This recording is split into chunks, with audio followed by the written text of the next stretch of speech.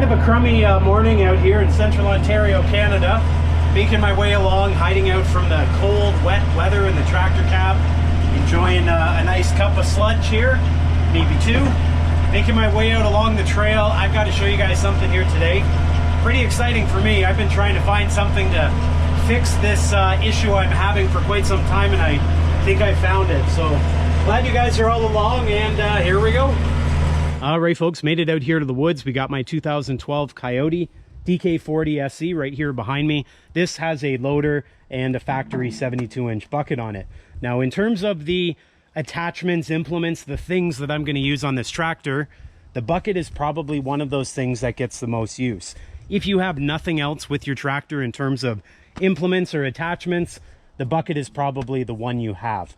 This gets a lot of use around here. I fill it with firewood, stone, spread that stone out. I push logs from time to time. I scrape the driveway down in the wintertime, moving snow piles, breaking up ice packs, and everything in between. So this bucket, needless to say, gets a lot of use. If you're like me, the wear edge is going to be something you have to pay attention to, because over time you may notice you start to get a little bit thin on the corners, which I'm starting to get. Notice the width down here. Have a good look down here. See how it's a little bit narrower from that edge to this edge? And then if we come to the center, it's quite a bit wider, and then back to the corners, it's quite a bit narrower. So we're starting to get this effect here, and that's inevitable with use. Not to mention, depending on how much use your bucket's had and what's been done to it, you may start to get a bit of a swoop in it right along this edge. And I don't know what you've been up to, but maybe you've been trying to pry on things with the leading edge of your bucket. That can cause that swoop to it, and eventually it's not going to give you a nice flat edge, especially if you're doing any back dragging or even picking up soil or stone. And so that's where the new thing that I've got to show you today comes in. All right, guys, there it is. That is the new tooth bar that I'm going to be installing in just a minute. This tooth bar is made by a company out of Knoxville, Tennessee called BXpanded. This is the Piranha Pro tooth bar. This thing is very appealing to me and drew me to it because of a few things. One of those things was how it's reversible. You'll notice on this edge here, it's straight, just like the normal bucket is. A little bit of a bevel there. On this side, it's serrated. Having the ability to reverse the cutting edge is kind of nice if I'm just dealing with light material, maybe a bit of back dragging, maybe just moving some light snow around or soil. I can use your standard straight edge. Whereas if I want to dig in deep, maybe the soil's compacted or it's a pile of stone, or I'm going to take out a little bit of brush along the edge of a trail, I might keep that serrated edge facing forward. So having that option is quite nice.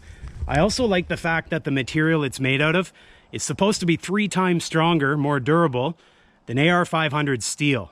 If you know anything about AR500 steel, you know that it's already crazy strong and durable. Having something even more strong is quite nice. No one likes to buy things more than once, and I'm quite sure with that type of steel, this thing's gonna last longer than I do. So that's real nice that way. Looking around the back here, now keeping in mind this will be riding right on the ground. The bolts here are recessed. Having them recessed is very, very important. If that was to stick out this way, going across the ground, that would just mangle that bolt.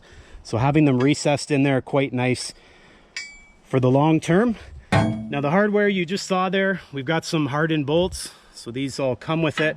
And then we've got the split washer there, and then your nut. So that's how that's going to get installed. And one thing that I should mention to everybody out there, on the website, when you're looking to order one of these, there are highly detailed instructions about getting the bolt hole distances, these ones, accurate on your own bucket, because this has to line up perfectly with these holes.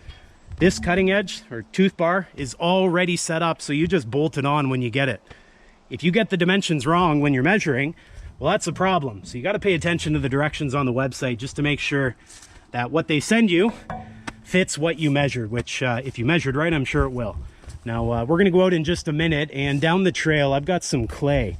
Now I want to show you what the stock bucket does when it's trying to dig up clay with a tractor.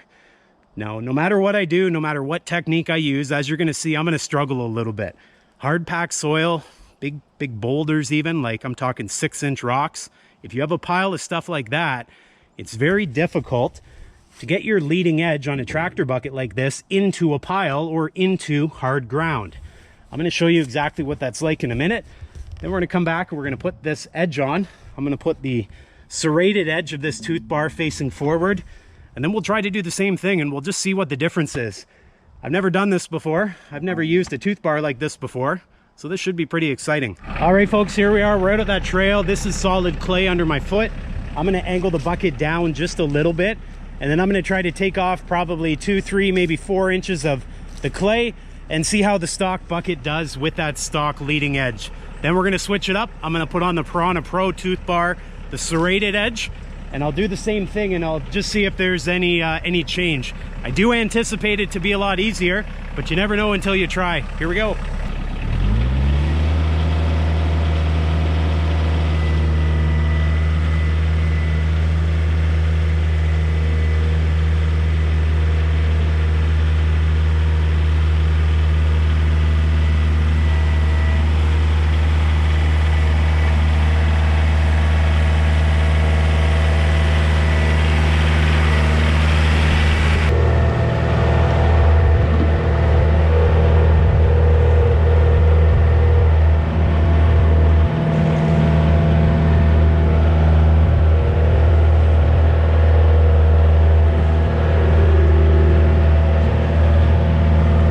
You guys might not be able to tell, but I'm having to lift the whole front end of the tractor off the ground just to try to get some down pressure.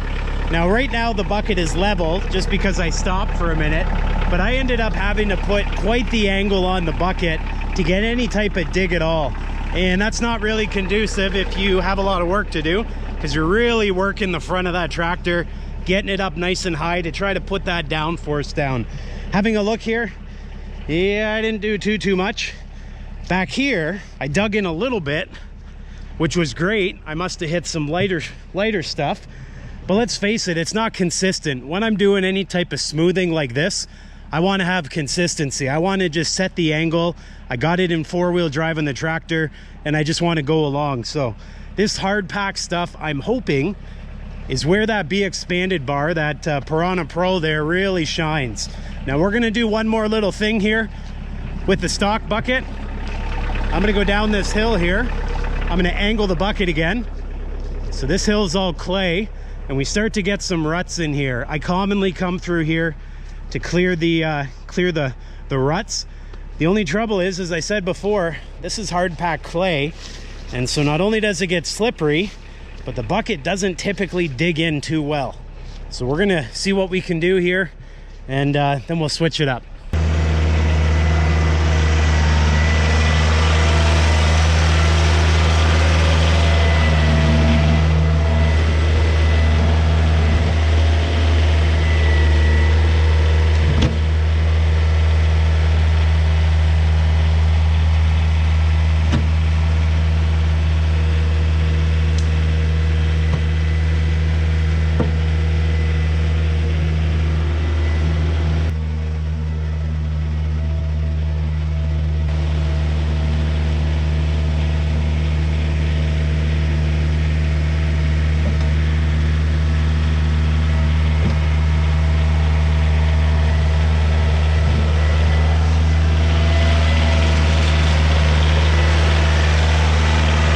So the question is, can you smooth out something like this clay with your standard bucket? Absolutely. It's just a lot more work. You're putting a fair bit of downforce with the loader. You may not have been able to notice, but I was having the tractor tires up front just off the ground to get any sort of pressure with that bucket. The fact of the matter is that leading edge on that bucket just doesn't dig in much, or at least what it does dig in is not enough. And so especially with this hard stuff, I think the tooth bar will really come in handy. So let's put that on here, and then we'll repeat the process all the way from down there, and we'll see what we end up with. All right, well, I've never test fit this at all, so this will be the first time for me as well. One thing is I'm about to install this to tell you is that if you are not into this type of tooth bar, they do have a variety of them. I looked at all of them, and this one fit the need best for me, hence why I have it.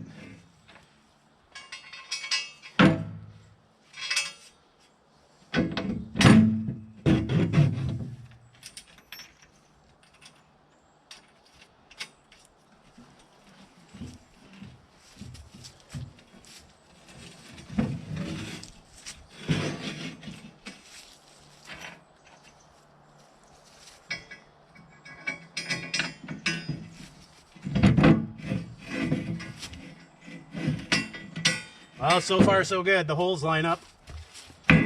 Means my measurements were half decent.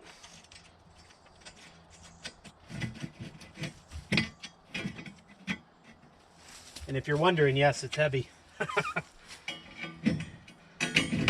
All right, success. I think all the holes are going to line up. If I get a few in, we're probably in good shape.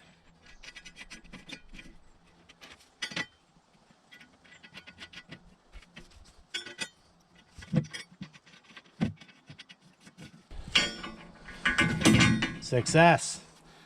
In the back of my mind, even though I feel pretty confident about my measuring abilities, there's always that little shimmer of doubt. You wonder, did I do it right? Was I tired? Was I reading the wrong side of something? But it worked.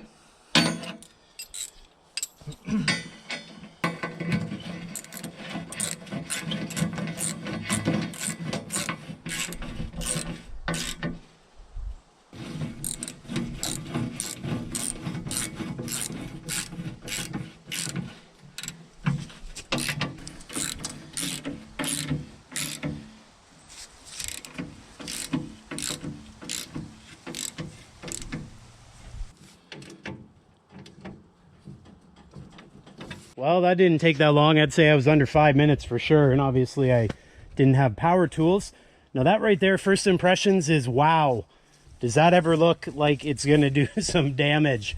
I'm about to try it out in a moment. Some other things I noticed, and you probably don't see it because you don't see my tractor every day, but I noticed the leading edge on the bucket. It used to have a bit of a, now it's more flat. So I have a feeling this really stiffened that up, which is quite nice. I'm looking at the fitment. Fitment was perfect. I didn't have to do any adjustments to anything. It bolted right on there. The edges line up perfectly, which is great.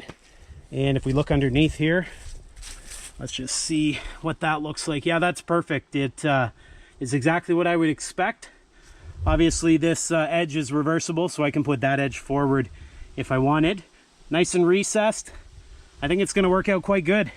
I guess the next best thing to do is to try it out. So we'll go down the same little area here of clay. I'm going to try to replicate the exact conditions I had before. 4-wheel drive. I'm going to tilt the bucket. I'm going to see if I can dig up 3 or 4 inches of this clay without lifting the tires this time. I had to last time just to get enough down pressure. I don't think I'm going to have to this time, but we'll try.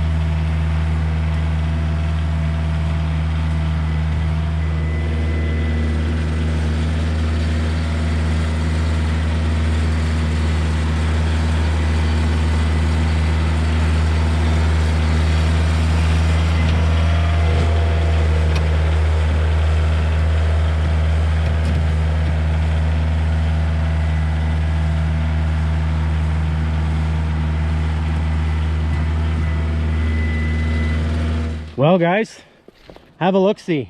Is there really much I need to say here? You guys just saw exactly what I saw, and that was really impressive.